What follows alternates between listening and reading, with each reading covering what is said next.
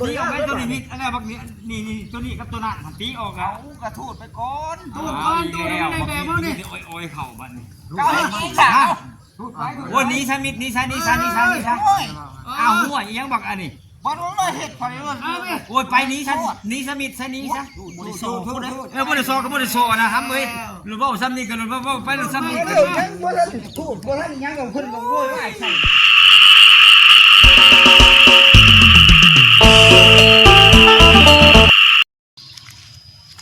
เจ้าสบายดีทุกคน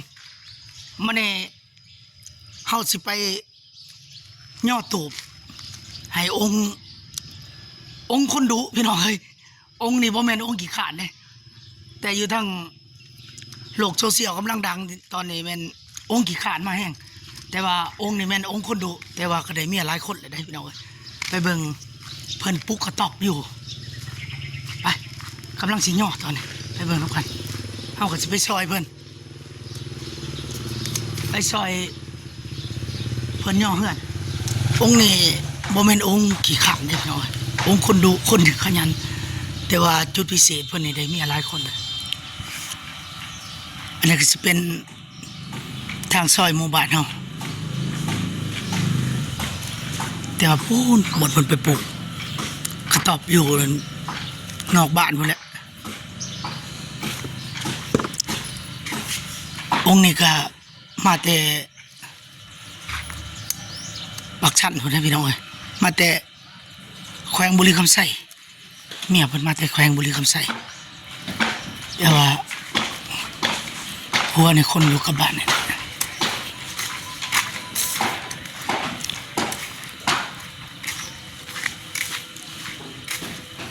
ย่อก็ได้2 4 6 7 8ทั้งเฮา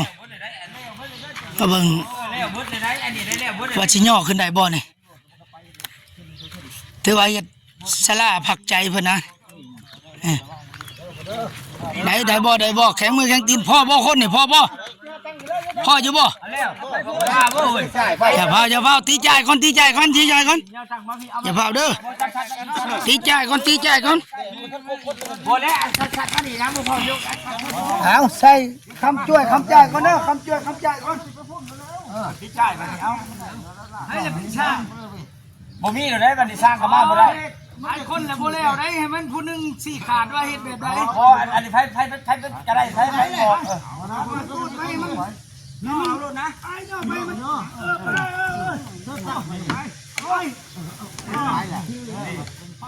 พ่ออะไรนี่บ่นี่ใช้ผีบ่หรือพุ่นเลี้ยวขึ้นทันได้ได้เอ้าโอ้ทั้งพุ่นเนาะทั้งนี้ทั้งอยู่นี่อันนั้นคนที่ได้มาสิเอามาจ่ายใช่เลยครับยันโย่บ่ขึ้นอยู่ซ้ำนี่เว้ยมาอยู่ดอกขึ้นมันนักกันต้นเดียวนะตั้งไว้ก่อนก็ได้นะจ่ายเอานะไว้บัดนี้เอาจ่ายไปจ่อไปก็ได้ให้พ่อไหมเอามาจ่ายก็ได้เอาไปจ่ายไปจ่อไปสักก้อนประเทศนั้นเนี่ยครับโมมาสั่นนะยกขึ้นกันยกไปมันเที่ยวมันยังตอบจ่ายอยู่นะเอาโอ้มันบ่แม่นกระต๊อบแล้วอันนี้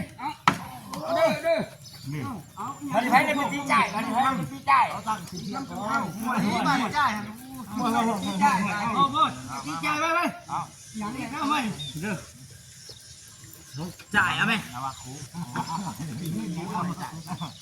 บางคนก็ทำท้องคนที่นั่นใหม่เอาไม่ว่าทำอยู่ไกลมันนักดูหาคนงานนี้จ่ายนี่ท้องห้องไม่เลยฮะท้องห้องเนาะท้องห้องแถวเดียวเลยท้องห้องแถวเดียวโมเดิร์นมาช่วงโมเดิร์นบอกโมเดิร์นแบบไหนนั่นนี่จ่ายไม่ได้แล้วมันสั่น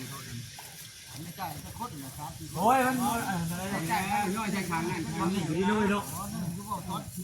จะไปย่อเบิ่มถึงเบิดเอาขึ้นเท่าละทางมาย่อเบิ่มถึงเบิดบาดเดียวได้ย่อเท่าละทางไม่อีนั่นจะมาไปเลยมุกเขียวมาตัวนี้ก็คักเลยเว้ยหรือว่าห่วยหาเงินย่างสร้างมีเทศประเดี๋ยวเลยมาเฮ้ยชนนึงถึงก็ไหวแล้วพลังนะแน่เนาะเช้าตัวเลยแม่เช้าอันนี้บ้า คตร โอ้ย เอาลูกทีนี้จะพูดมันจะพูดเขาจะเอาใหม่อันมาให้กันเนอะมันมีกระทุ้งเลยนะจนมันกลายขึ้นเลยเนาะไม่เนาะ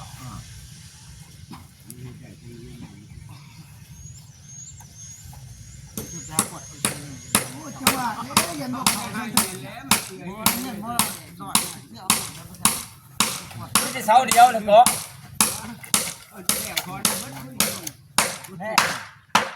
มันซ้ำเศร้าบ่เฮ้ยคือต้อง โอ้ยดูตาดิพอเห็นต้องเป็นตา อย่าซ้ำเศร้า ไม่อ่อนๆอันนี้เนาะในเรื่องอะไรครับนะโอ้แต่ที่ว่ามันตามเบิดดินบอกเจ้า เพราะประเทศนี้มันดินที่ตรงนี้เบิ่งตัวนะ จะได้บ่เนี่ย นกเขาเลยนะเนี่ยมันบ่ขึ้นแล้วเว้ย เอาเท่าไหร่ สองปีแล้วเทละด้านเทละด้านเด้อเห็นเทละด้านเบิ่งเด้อจุ่มเด้อทางเด้อเอา ทางย่อกลางนั่น เอาคืนมีคนย่อมันสิพิษเอากลางได้สองเอาได้ไปเที่ยงกัน เบิ่งเขาตีเลยนี่เอาเขาตีตีกันนี่ตีเขาตีใช่คนตีนะผมก็เด้อผมก็เด้อผมมาตองย่อ พออยู่ว่ากลางก็ต้องย่อ มันว่าไม่ได้ครึ่งมาจ่ายบ่ให้มันรุดก็ได้ จอมสุนไม่ใช่เดินเลยนะ พอสิเนี่ยบางที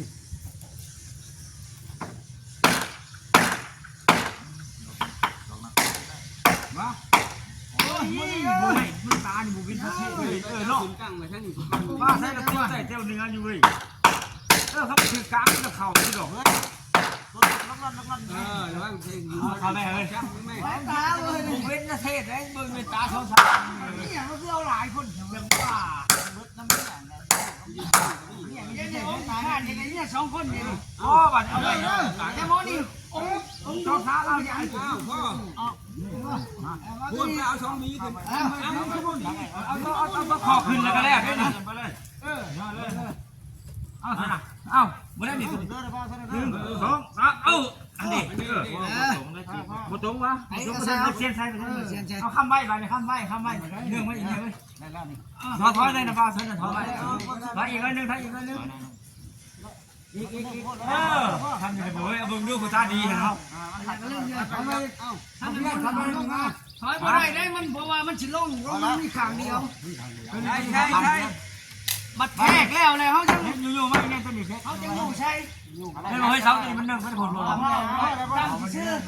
ตั้งให้มันชื่องาน มันมาพี่ไว้มันช่วยไว้ยังวะ มันได้มันจะร้องบ่พิษเสาตัวน่ะ 4 เมตรมันจะลดได้มันมี เอาบ่เอาเด้อครับกันนี่เฮ้ยเนี่ยครับ ว่ามันใหม่ตัวสิบ่หลาย เนาะ เล่ทั้งนั้นเล่ เขาเอาไม่อันนู้นออกนี่เจ๊กันนี่ นี่ไม่นี่ นักหนีมาเห็น วันนี้ไม่จูด้านนี้มันไม่ตัวเสียวเขาเป็นข้อ2เป็นคืออันนี้ไม่ตัวมันตั้ง เอานี้กันนี่ ไม่ตัวเสียวไปเฮ็ดจ่ายหันได้หันเนาะ มีคน8 คนเอามาเฮ็ดซอยอันนี้แม่นยาวอันนี้บ่แม่นองค์ขี้ขาดในพี่น้องเอ้ยองค์คนดุคนมันองค์ขยันแท้ๆนี่แต่ว่านี่เจ้าของเพิ่นนี่ได้เมียหลายคนนะนับบ่ถ้วนแล้วเมียเพิ่นก็พูดได้คนมาแต่ทางปากชั้นพุ่นแหละ ข้องเอาเงิน บ้านใกล้ๆกันครับองค์ขี้ข้านพุ่นแหละเมียเพิ่นน่ะเพิ่นย้ายถิ่นฐานมาอยู่บ้านเกิดเมืองนอนเพิ่นมาปลุกยาวอยู่ซะก่อนไปนี่มาที่ถามไปพุ่นไปถามเม็ด ซอยกันพี่น้องเอ้ยเฮาก็ได้ เป็นพี่เป็นน้องกัน น้องชายนะ อันนี้3เมตรอันนี้คนละเสา3เมตรนั่นจนควบคู่ให้เจ้า3เมตรได้4เมตรควบคู่ให้เข้าใจบ่ เอาถือว่าสร้างนี่สร้างร่วม อ้าวมึงถามมาใหม่นี่เท่าไหร่จักเมตร3เมตรกูว่า เอาสร้างนี่เป็นสร้างเบิดทุกคนสร้างร่วม 4 คูณ 6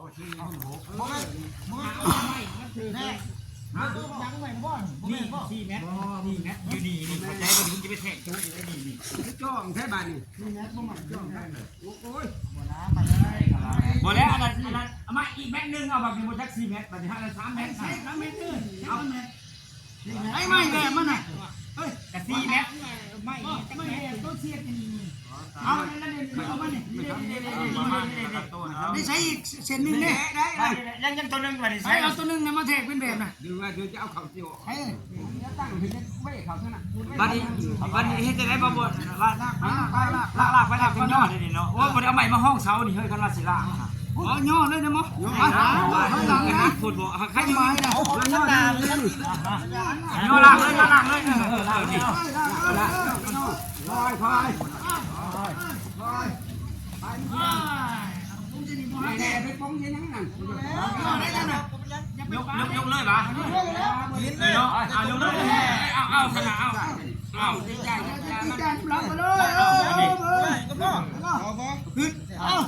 ให้พี่จ่ายแม่ผมได้ตาดีๆเอาเอาแม่พี่จ่ายแม่สู้ ช่างแล้วมองไม่ช่างเราเนี่ย เอา แต่ช่างมีดเชือกก่อน บ่แล้วเขาก่อน2ก่อน3ก่อน ยังเอาเขาถึงทางไม่ไปข้างหน้าไม่ไปทาง ห่วยเอาได้ไว้ไหน พี่จ่ายนี่เอาไม้หน่อยนี่พี่จ่ายนี่ แม่ก็สิ2ตัวนี่ครับ ตัวใหญ่เอาไว้นั่นได้ แม่เบิ่งอาหารได้เด้อ ตัวใหญ่นี่โตไว้ ตัวนั้นก็มันแข็งกับ บ้านใกล้กันบ่จักเลยบ้านเนี่ยโตกับองค์ขี้ข้านดังๆใกล้กันบ่ข้านที่บ่อยากกินข้าวก็ได้เงินเดี๋ยวนี้น่ะมื้อโอ้ยขี้ข้าอาจจะเมียไปเที่ย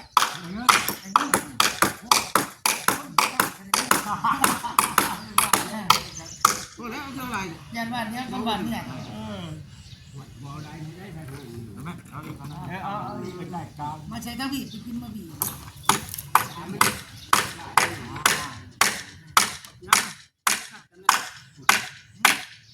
าไม่ยัก กับพวกเขาบ่ โอ้ยมันคิดว่าเจอพวกเขามันบ่เที่ยงกันบ่เที่ยงบ่ดูเขาแล้วเขาเลยล่ะฮะ ชุดน้ำตาลต้องเป็นน้ำไม่ข้นนะ เป็น ตัวหนึ่ง นี่ๆๆดู โอ้ยต้องเลย นี่มันจับได้ เอาไม่ข้นน้ำข้นยังไงข้นดีอ่ะบอกข้นน้ำมันอะไรให้เดียว มา ข้นน้ำมันต่อยมีเตาดี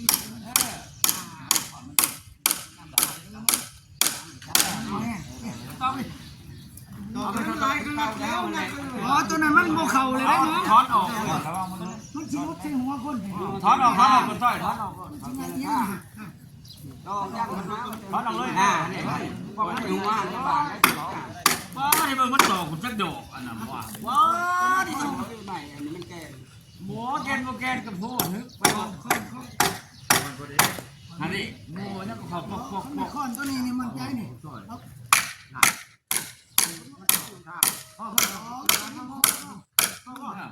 พ่อได้เองไปดิจ่ายก็มีให้มัน เอาเขาเท่าไหร่ทาง เอาเขาเท่าละครั้ง เขาเท่าไหร่ทาง ทางไหนเขาก่อนช่าง เอาทางไหน ยับจ่ายกัน จับ ยับเขาเท่าไหร่ทางเบิ้งทางไหน ว่าให้กับเขาเอามาเอายาไม่ได้จ่ายเสีย ผมว่าเอาเงี้ยนี่ได้นี่ มาใส่นั่นนี่ ลงหัวเราเลยว่าหัวเสา มันขาด หัวบานนี่เดี๋ยวเราพูดชิ้นย่อนี่ เดี๋ยวหัวเสา ถึงไว้มาพูดคนถึงไว้ โดนทางหลังไปอีกบอก ตูดมันพูดไปนี่ดึงไป ดูลงทางใต้มานี่ดูลง โอ้มันทางนั้นแน่ทางใต้ จ่ายดึงไปแม่พ่อเชี่ย ดึงไว้เลย โอ้ดึงไปจะได้มันดึงคือจะไม่ออกโม่เลยนะสักสายเสาอะไรเจ้าจะ อะไรนะ เอานี่ ตัวเด็ก ดูทีไปเลยนะดูทีไปไล่เลยนะแบบนี้ จังย่อ ดึงถูกมาถูก ได้เอานี่เนาะ เอากินทางได้ก่อน ทางไหนแต่ผมยกดูภาพกันเลยก็ขึ้น เอาคือทางไหน ทางใต้ก่อนทางใต้ก่อน พักเส้นปะเอาทางนี้ก็ ไอ้ เอา อีกันนี่พวกพวกแค่ปฏิ แม่โอ้ย เอาจังงานนั้นเท่นึง มาไปคอน แทกตอกจังใหญ่เข้าไปอีก นะขับไปเอาเขาไม่แนบขับไปอีกเอา1 2 3ไปขึ้น เอาทั้ง เดี๋ยว1 2 3เอาบ้านนี้นะเนี่ยขึ้นบนคอนเลย โอ้เอาดงเลยนะ ระบ้าใส่นะเบิ้งปลายเสาเจ้าเบิ้งปลายเสาเบิ้งเสาแล้ว เอามันไม่ย่อไม่มีไป มาพี่มาพี่ มาทางก่อน ไปเสาเจ้าผู้บังไปเสาเธอ 1 2 3เอ้านี่ไม่ใช่ แดงไปผู้ เอาไปครับแล้วนี่พอใส่ครับเอายิงน้ำ2 3เอาไปบ่เอาไปคำไปแล้วดึงไปมาใส่ไปนี่มาเอาตัวนี้ตีใช่ไหม เที่ยงไหนบ้านนี่เที่ยง เอาทั้งลุ่มแทกทั้งกวางทั้งแทกเอาขางแกก่อนเนาะเอาแล้วตีนมาได้กันแล้ว ตัวทางนี้มันพ่อแล้วนี่เฮ้ยของบ่ตัวนี้เป็นแบบนี่นี่จะทางเนี่ยมันบ่ถือคำว่าทางนี่ทางต้องทางสิเงินเสียเด้ตัวนี้มันคิดตูดมาพี่บ่ยักหน้าทางระว่างนี่เขาเบิ่งไว้ ช่องนั้นนี่พอดีเลยเว้ยบัด โอเคแล้วเนาะ เอาเงินขึ้นทำนี่ครับโอเค หน้า มั ดิ น นนี่ ก็ตัวนั่นพอดีอยู่ให้ตัวนี้ขาขนีเด้ตัวเบิ่ง เอาอันนี้มันเนี่ยมันมี ไอ้ตัวตัวเพิ่นให้เจ้าเอาไปเจ้าเนื้อเจ้าให้เอาเลยนะตัวนี้ ฮะ มันพอแล้ว ผมไม่จะไปยัง ผมหนาตีมันหนามาเบิ่งดูเด้ เอาลายช่างพี่น้องก็เฮ็ดมันก็ยากๆแน่พี่น้องลายอาจารย์เฮ็ดช่างบ่แล้วเพิ่นว่าลายช่างโหดเทือนเพิ่นนี่เพิ่นเฮ็ด2แถวเฮ็ดเสา6ต้นนะ2ห้อง เอาจะตูดมาเอา ไป ให้เบิ่งเจ้าก้อนแล้ว แม่นบอกให้กับมาเนาะตูดมาเอา ตัวยังอีหยังไปอยู่ได้ดิ เจ้าของเงินเพิ่นนี่เสื้อแดงๆนี่ ตูดมาพี่เขาพี่น้องเด้อเอา1 2 3 ไว้อยู่แล้วมันบ่ได้มันไปเป็นเพิ่นเช้ามันจับ ไม่ใช่รถนี่เด้อยกเด้อยกเด้อ มาหน่อยนึ ตู ง ดมาแล้วเดี๋ยวมานึงเอาไปได้hoy taไปได้ไปบ่ได้มันตัวเบิ่งโลดเฮานี่บ่สม เฮาคือกันแล้วเว้ย เบิ่งดูเฮ้ยโหหมู่ผู้ตาเที่ยง มันบ่ทันได้จัดเที่ยง มีแต่ว่าได้แล้วบ่แบบทั้งหน้ามันนี่เอาทั้งหน้าเป็นแบบนี่ อันนี้เตะไป ผม ที่ มัน นั่นไปอยู่ ยามันตีนมันหั่น เอาเตะกันจันว่าประธานเมื่อคนโบราณเพิ่นเอาไปเนี่ยผมเงินบ่ได้พังเว้ย ตูดลงอีกวะยังบ่เที่ยงวะ ไปกันนั้นมันยังบ่ตี แล้วเข่าเลิกตีให้ได้แล้วเพิ่น6ตัวนี่ แล้วก็เป็นพ่อ จังพ่อนี่ บ่ใช่นะครับสิใช้เองบัดนี้ครับ เอาไปด้วย เที่ยงบ่ให้บัดนี้เที่ยงบ่ได้มันดู เที่ เที่ ย ย ง ง ดู บ่ทันได้ว่าเที่ยงดอกเที่ยงบ่เที่ยง บ่ได้อันเช้าอันนี้ก็สิเช้าซะ เที่ยงไปจังซี่มันก็ เนาะมันก็มี2แนวเนาะใช่บัดนี้ติดใจครับติดใจ เอาแบบได้เป็นแบบแม่นบ่ บัดนี้แล้ว เที่ยงไปจังซี่มันก็ได้ เอาใหม่ทีนี้มันเปลี่ยนตัวนี้ออกนี่ตัวคือมันนี่2ตัวนี่ ก็ต้องเบิ่งว่าหน้าทั้งหน้าดินนี่ตัวเสียวตัวใดเป็นไผบ่ได้ตัวนี้ ฮะเอาตัวลุมนะใส่ก่อนตัวลุมกับตัวนั้นสิได้ตีออกอยู่แล้วแล้วก็ตีจ่ายแล้วก็ตัวนั้นหัน หาใหม่มาเงี้ย นี่ มาตี เอาผู้ได้ตีเป็นเพื่อนนี่ ใส่ค้างมันบ่ บ่เหลวใส่ไปยังอีกอันนี้ ค้างโอ้ประเทศใช่ประเทศนั้นจังสิใส่ดอกค้างอันนั้นมันหัน เธอเฮ็ดพื้นอยู่บ่ มันก็ขาดบ่ต้องเล่นพื้นบ่แหละ บ่แล้วใส่ค้างแล้วค้าง เฮ็ หั ด น หยังใช่อันนี้ป่านี่จ้ะ ค้างเลยดิตัวใหญ่นี่ดิตัวใหญ่นี่เนาะจะว่าสิตีตู้เอาสิตีโมเอา ตัวเทียบ2สั้น เอาไปเปลี่ยนตัวนั้นมิด ต้องชั้นบ่ มันแทงคูดนะเว้ยเอาค้างใส่ แล้วความหมายว่าได้คุณค้างชั้น เอาเม็ดเอา แม่นบ่ต้องมีช่องชั้นบ่ มี จบ มี บ่ ค้าง แม่นช่องบ่แม่นชั้นเดียวความหมายว่าเงินช่องชั้น ค้างแท้เคยก่อนตีเสียมันจะจักเที่ยงค้างเที่ยง เด้ค้างแต่ดิตัวใหญ่นี่แหละนะนี่ เจ้าพวกเอาแค่บ่ได้อยู่ในค้างมันหันบาทนี่ ตัวนี้ เขานี่คันมาเทศ2ชั้นมาเท่าบาทตัวนี้ก็ตัวนั้นบ่ได้เข้ากัน มันบ่ถือกันนะบ่ถือเขาสิตีโมเอาสิตี ตีแปะเอาสลับเพราะว่ามันบ่ได้สลับซื่อมันก็ถึงได้สลับเสานี่เดี๋ยวมันแค่นี้มันได้แท้มันก็ได้สลับเสามันก็ถึง ตีเทนนิสเอาท่านสิได้เขาอยู่บ่ละพ่อนะ แสดงว่าเทศเสียหายแบบห่านนะเฮ็ดห่านเขาได้นอน นะ เดี๋ยวนี้เฮาบ่ต้องนี่ยินบ่แหละเพื่อนนี่มันสิเลียวไว้พูดโพดเฮาดึงมาทั้งชี้ให้มันได้สาก นั่นนี่มันมูว่าพักกันถอยลงมันสิดึงขึ้นอีก ต้องมาเบิ่งที่กำนาดีต้องมาเบิ่งที่กำนาดี แม่นอยู่บนเบิ่ง แม่นบ่ ผู้ใดว่าดึงลงขุดเนาะมันว่าเบิ่งทั้งพี่จังฮู้ เอาต้องมาเบิ่งหน้าดินเดี๋ยวก่อนบัดนี้ดินมัน แม่นมันสิไปจังซั่น มันจะเลี้ยงไว้บนน่ะดินน่ะ ดึงขึ้นมา ต้องเอาเครื่องกลางเบิ่ง โอ้ขึ้นมาสิได้เขาสิอยู่ในบ่ดินน่ะเปล่านี่เนาะแม่นบ่ได้ว่าบ่อยู่นี่เนาะ บ่ปานนั้นเด้อ จังได๋ เพราะนี่สิอยู่ว่างนี่นั่นนี่เนาะ เอามาอีกจังหน่อยแล้วมันจะสิได้กำนาดี บ่แล้วอัน ตกมันตกอยู่เสากลางเขาผม ซึ่งเหลี่ยมนี่มันไปนี่ไปซึ่งรถบักกัน บ่แล้วเอาซัมโมพูหั่นแหละเฮ้ยตัวนี้ซัมโมพูครับ ให้มันได้หน่อยแน่นี่พี่ พี่ เพราะให้มันล้มหลุด มัน ได้ มั ไว้ น จะ เดียว เชื่อ มัน ว่า โพดเลยเอ็ดพี่มันซื้อมากี่ กูด่าเนาะมันเกิดไม่คุณโฟด เพราะว่านี่สามัน เอ นี่ อ เลย เอาพอดีงามเลยเอามาไว้ไม้ดูไม้ดูเอาวางไหนวางนี่บ่ตุ๊ก นี่ ขึ้น มา มา เช้านี่ทำนี่เนาะโอ้นั่นแหละพักตะกี้มันจะพอดีเลยพักกระตูดต้องมาตูด ขันได้ว่าเบิ่งเงี้ย ตีออกไปตัวนี้อันนี้พักนี้นี่ตัวนี้กับตัวนั้นตีออกแล้ว กระทูดไปก่อน ตูดก้อนตูดในแบบว่านี่ โอ้ยเข่ามัน เก้าอีกสาวทูดไป โอ้นี้ชั้นมิดนี้ชั้นอ้าวหัวยังบอกอันนี้ บอลเลยเห็ดไฟเลย โอ้ยไปนี้ชั้นนี้ชั้นมิดชั้นนี้ซะ บริสุทธิ์พูดเลย บริโซก็บริโซนะครับเว้ยหรือว่าซ้ำนี่กันหรือว่าไปหรือซ้ำนี่กัน บ่ทันทูดบ่ทันยังกับเพิ่นกับโว้ยไอ้ใส่ จนเรากูเตะเอาสามสะดอกบังอันนี้นี่ใส่ชัวซัมมาค่ะเว้ย อย่าบิดกันอย่าบิดกันโอ้ย กูย่านนี่เนี่ยร้านแนวนี้ว่ะ ไปแล้วเว้ย โอ้ยบักอันนี้ มาทูดไปนี่ มา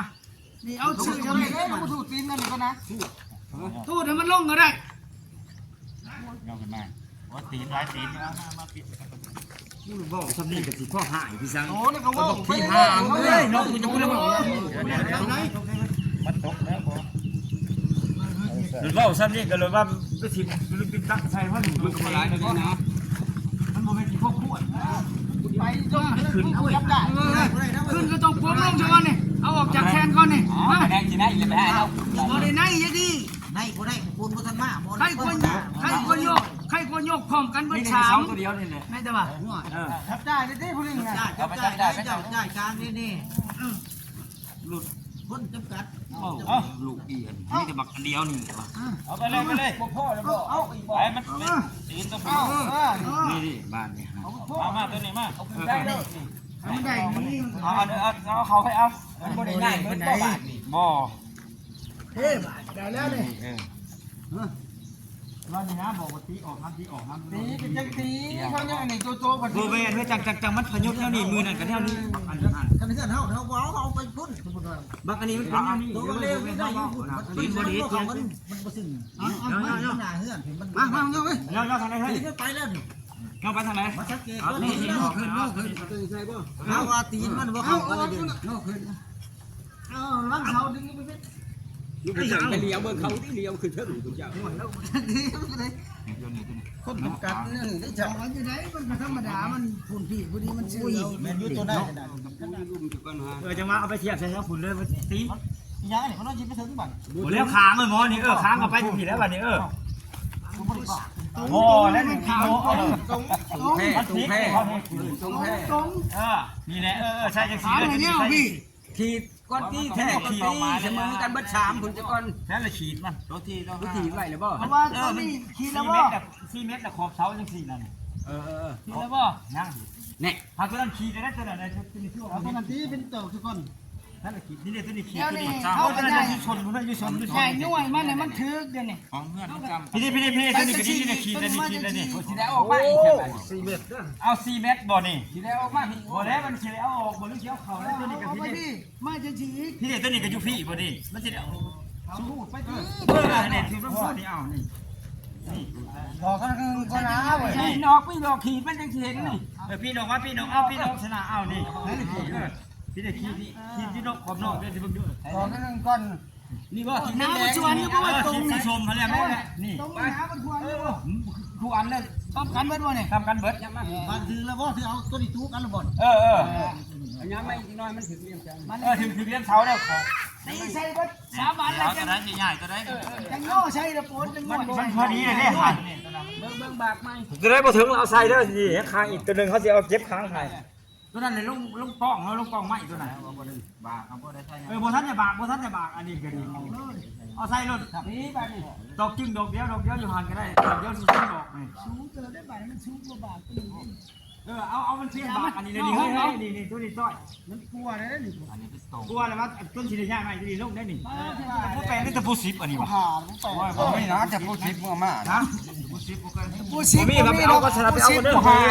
เอาจากปูหาจากปูหาอันนี้บ่ โอ้ทางเจ้าว่าประเทศนั่นแหละมันจะมีใส่นอก เอาจากปูหาเขาจะหูจักรถ นี่มันเป็นยามันรู้ปุ๊บจับเบอร์ละมีตัวเดียว ผมขยันพี่น้องเลยขนาด ตามถือจะปูสิบบ่มีได้เนาะ ขอบอยู่แล้วก่อน พอบ่ใช่ระยะที่ทางของนี่บ่ได้บา ใช่เบิด เอาใช่ข้างนี้ มันก็จะเอาขอบผีก่อน เพราะว่ามันบ่ได้บาข้างเดียวเลยฮะยังบ่ทันแล้วอยู่พี่น้องเอ้ยโอ้มันแบบว่าสร้างนี่สร้างเบิดทุกคนมันก็เลยยากเป็นบทเรียนได้พี่น้องเอ้ยสมเพิ่นว่าหลายอาจารย์เฮ็ดสร้างก็ยังบ่แล้วเฮ็ดบ่แล้วเถียงกันผู้นั้นว่าแนวนั้นผู้นี้ว่าแนวนี้เจ้าพ่อเขาเจ้าจะจ้างสร้างมาสุดขาน้ำสร้าง อันนี้แต่ยังบ่แล้วสร้างว่าเฮ็ดแนวนั้นแนวนี้ว่าหมอเจ้าของเฮือนเว้าบ่เข้าใจกันพี่น้องเอ้ยเนาะบ่เป็นหยังเนาะจังได๋ก็สิแล้วอยู่ดอกมื้อนี้เฮาก็สิซอยหมอนี่ก่อนหมอขยันเนี่ยบ่แม่นหมอขี้ขลาดเนี่ยขยันขนาดเฮ็ดดุเฮ็ด2 4 6 7ทั้งเจ้าของเฮือนสร้างผู้หนึงไปแหละบ่เข้าใจกันไปเลย อันนี้บ่แม่นสร้างจ้างได้พี่น้องเอ้ยหากันว่านกันเฮ็ดมาปลุกซอยอ้ายซอยน้องซอยกันนี่ได้ซ้ำนี้แหละเพราะว่าเพิ่นบ่ได้บอกหลายคนคันบอกหลายคนนี่ก็บ่อึดดอกผู้สิมาซอยบ้านเฮานะแบบบ่ทิ่มกันคนบ้านเฮาซอยกันเฮ็ดโครงสร้างนี่ก็หมอเฮ็ดเองเด้หมอขยันเฮ็ดเอง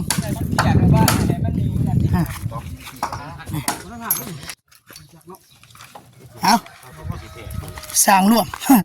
เป็นช่างนำกันเบิดทุกคนพี่น้องเอ้ยต้องได้ง่ายยับเข้ามาอีกเนาะโอเคออกลายกันย่อมาใส่ตามขีด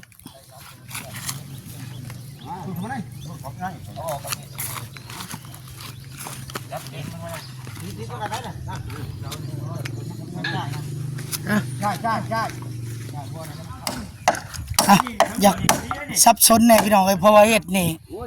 ตัวนี้บัดบ่ได้บากนี่สิตีแปะใส่นี่แต่ว่าตัวข้างนั้นบากข้างเดียวก็เลยผู้สิตอก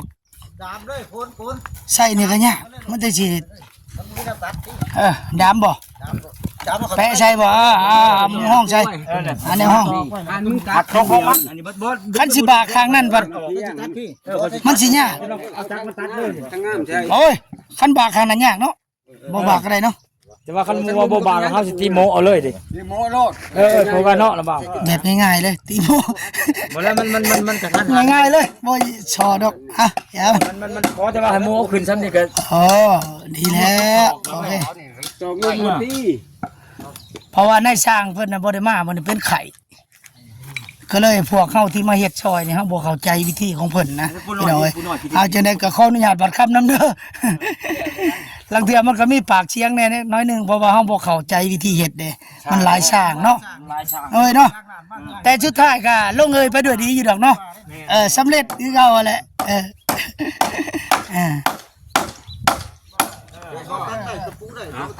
ให้เราลงบ่ตัวนี้บ่นี่ตัวนั้นนี่แหละตัวนั้นก็ได้เนาะตัวนั้นก็ได้เอาใหม่นะเอาใหม่กายเป็นสิก็ได้แต่กายแจ้มันก็หันน่ะแจ้กายแจ้รัดก็หันน่ะเว้ยกายแจ้รัดก็หันมันก็ถึงน้ำฝนมันถึงรถเอาขึ้นใส่หัน ไม่ทางถึง บนนั้นนี่เฮ้ยต้อยไม่น้ำตัวย่อหันนะเอากายก็หันกายกล้วยเดี๋ยวก็บอกหาเดี๋ยวบอก แต่ว่าแผนการเพิ่นนี่เฮ็ดโมเดิร์นนี่ช่างผู้หนึงฮักกะมาโอ้ยฮักกะมาช่างใหญ่เลยนี่ มันขึ้นบ่ได้ที่ล่ะ บ่เป็นผู้แนะนำบอกก็โอเคนี่ หรือว่าพันผู้เช่านี่บ่เห็นรถเพิ่นจะว่าไปหาเนี่ยคนก็บ่เห็นบัดนี้ บ่อยู่ไปเวียก เยอะบ่ ไปเด้อหาเมียให้เพิ่นแน่ทั้งนั้น โอ้ได้อยู่อะไรจะว่า บริคำไส้นั่นหา อีละหลาน เอาลงมาพี่เราได้เอามาอยู่นำไดอันนี้เป็นอายใหญ่เฮาเองนี่ใหญ่คนวันโสดนะตอนนี้เพราะว่าเป็นพ่อหมายเมียตายป่านะสิไปเอาเมียทั้งพุ่นแหละเพราะว่าบ้านเพิ่นนั่นประเภทนี้บ้านเมียหมอนี่เอาเมีย3-4คนก็ได้นี่เสียดโมเดิร์นซะก่อนเบื้องแรกมุ่งอยู่2ห้องซะก่อนแบบกระเทิบมาหอนก็แม่นบ้านเฮา มันแล้วบ่กระเทิบมันจะเฮ็ดให้มันแล้วโลด บ้านเฮานี่เอิ้นกระเทิบมาหอน มันบ่แม่นมาฮ้อนดอกบ่มีแล้วเป็นแนวนั้นเลยแนวบ่ได้นี่ก็ บ่หมดช่องมันนั่นแบบกระเถิบมาหอน นี่บ่เอานี่เอาเลยหันดิเอาเลย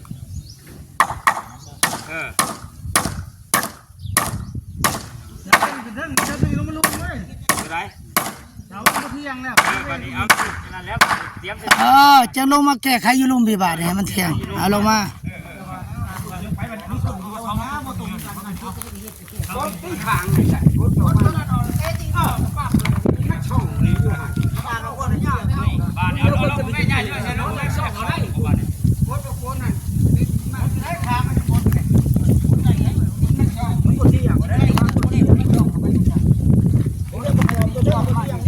คัดชันแหละ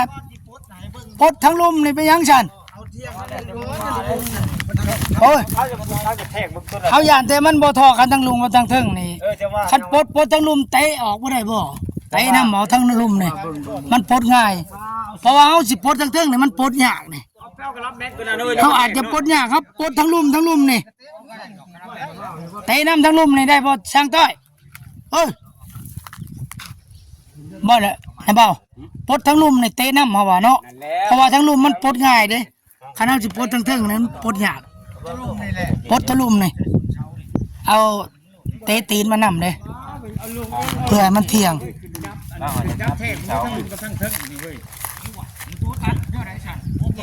ได้จะมาอันนี้ต้นตัวล่าง4เมตรตรงเลย4เมตรนี่ ไอ้มันแล้วเดี๋ยวพวกในสายตาลูกต้อยเอาตัวทีมตัวทีมตั้งแล้วเตะใส่ตัวนี้มันจะไปตีนมันนั่นจะให้ตีนมันนั่นบ่เขาเชียร์กันบ่ตีนมา ก็ได้สร้างเพชร เอาออกนี่ เตะ คือตัวประเทศ ต่อยออกเลยบ่แล้วสิเอาออกตัวนี้นี่เอาออกแล้วมันเที่ยงแล้วก็ตอกใส่ตามมันน่ะต่อยออกมาตอกมาเอา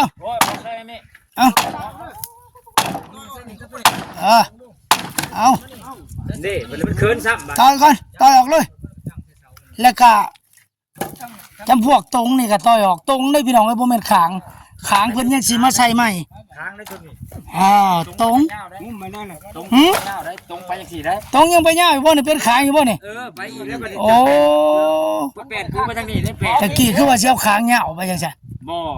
ฮะ ทางมันไปจังซี่ ไปสิอีกเอาเป็นตรงสมบัติ เขาก็จะให้ต้นดอกเทียบกับรถอีกแหละ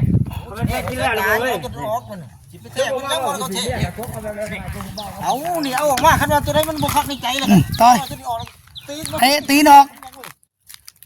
เรียกต่อยตัวนี้แล้วต่อยตัวเดียวตัวนั้นบ่ต่อย เบิ่งเสาตัวนี้นี่โอ้นี่เสาตัวนี้มันเที่ยงอยู่นี่แต่ว่าตีนมันจอมเขานี่เอา คือมันยังแปลงตัวเดียวนะต่อย บ่ยาก บ่นี่ก็แท้ตัวนั้นมา3ต้นแล้ว บ่ยากเฮ้ยเอาเห็นแล้วนี่เห็นจุดมันแล้วนี่ไม่ตัวนี้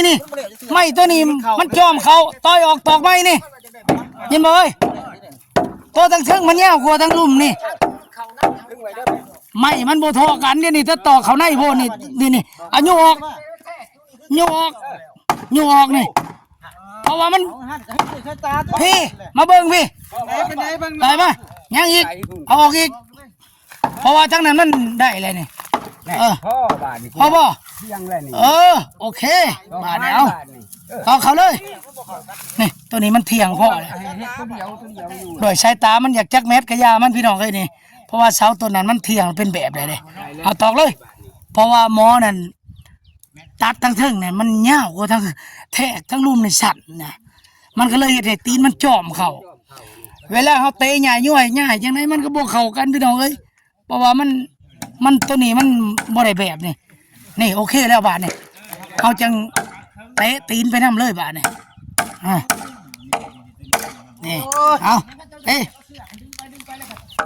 หิวเข่าเลยพี่น้องทีมงานเอาได้ช่างหมดท่านเลย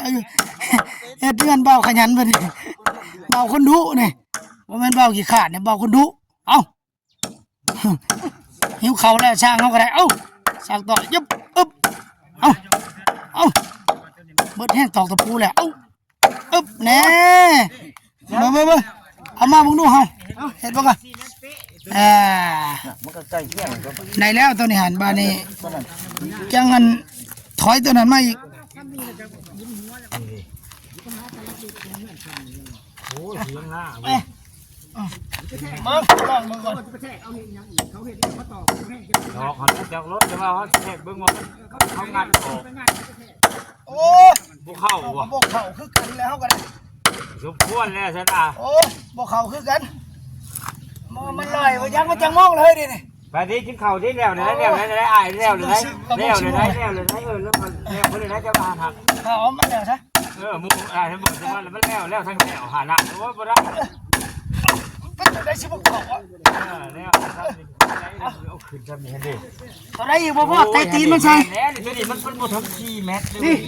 ตัวนี้ตีนก็ยังจุ่มอยู่นี่บอกแล้วทั้งลุ่มนั่น กินข้าวกันอะไรกินข้าวกัน ปล่อยออกหมดนี่ กินข้าวกันมันถึงจะต้นนานถึงจะต้นนาน4 เมตร อ่ะพอท่านแล้วจะพี่น้องพอดีหิวเข่าว่าจะทีมงานเนาะเป็นได้อาหารยังไปเบิ่งน้ำกันพี่น้องเอ้ย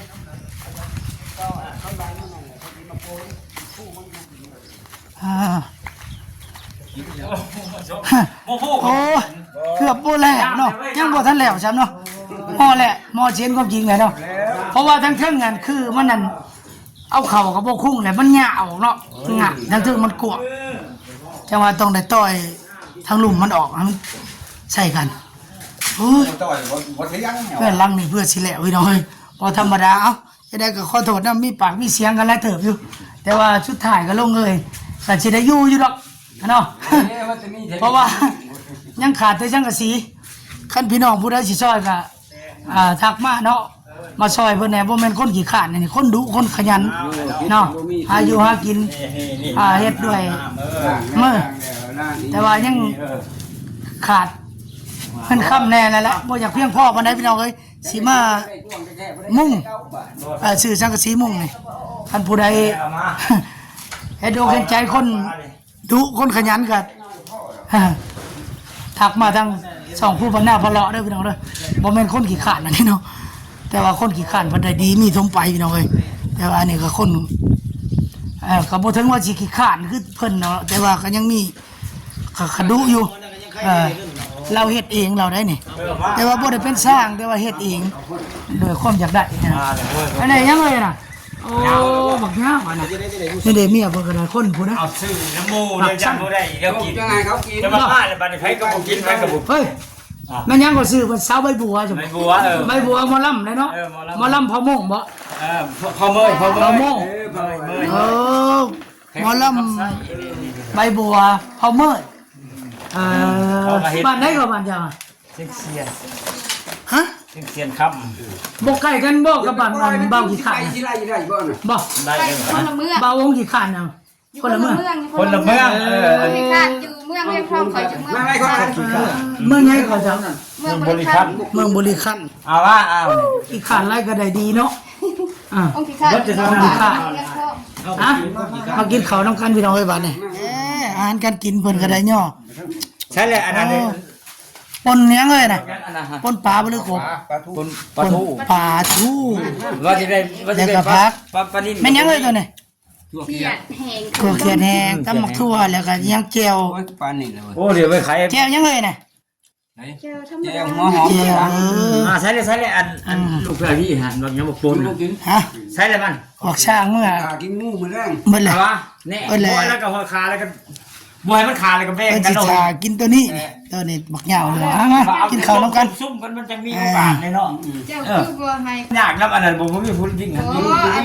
ไฮเอาตัวมาขาแล้วก็ใส่หม้อต้มแล้วก็ได้ อันนี้หมอลำเสเพิ่นลำให้ฟังอยู่ป่ามานี่เสเพิ่นลำให้ฟังพี่น้องเอ้ย สิประมาณโลแปดนี่แล้วก็หมด2 โลนี่ ญาติในนี้อยู่คือ ใหญ่เลยเลยแกออกรถเสื้อมัดข้ออยู่ไอ้เสื้อมัด เบาคนดูเบาแลบ้านหน้าพี่น้องเอ้ยนี่ก็ได้ โมดูให้แล้วมาขาย เบาแลบ้านหน้า มุกเขียวไว้ยังปลายบ่ได้ดู ยังเจอเหรอ มึงก็ดูเลยดูมึงแอบบ่อะไรมึงรู้บอกข้อมึงบอกมึงรู้บอกเอามึงรู้กับข้อนะ เอาอะไร ไม่ มา ได้ ได้ เหรอมึงงงไปก้อนกูพยาโอ้จะพังหลักเรื่องสองเนี้ยว่าโอ้บัดใหญ่กว่านี้บ่ กูได้มันไม่ใช่ว่าอย่าง โอ้ยสิงดงบ่ตัวใหญ่เนาะโอ้เนาะจังว่าเด้อ เอ้าก็สิซ้ำนี่ได้ป่ะเนี่ยเฮ้ยองค์คนดุองค์แหล่บ้านหน้าพี่น้องเอ้ย ลายดีๆแม่ มาซอย แต่ว่าเบิ่งอีกตัวจริงว่ามื้อแรงคันน้องว่างก็สิมาซอยเพิ่นอีกยังบ่ทันแล้วพี่น้องเอ้ย ยังไม่ได้ยังไม่ได้ อ่ะตอนนี้ก็มีปากมีเสียงกันแน่เพราะว่ามีแต่สร้างเบิดทุกคนแม่นบ่บ่ได้ถือสากันเอ้ยเนาะ แม่แม่พวกหัวเฮา แต่สุดท้ายก็ มันลูกมันหลาน ลงเอ้ยได้ดีเฮาก็ได้ เป็นช่างเบิดทุกคนได้พี่น้องเอ้ยอ่ะโอเคพี่น้องสำหรับคลิปนี้ก็ฝากสำหรับก่อนติดตามตอนต่อไป เพราะว่าเฮาติดตามเบิ่งโครงการสร้างกระต๊อบขององค์แหลบ้านหน้าองค์คนขยันนี่แหละ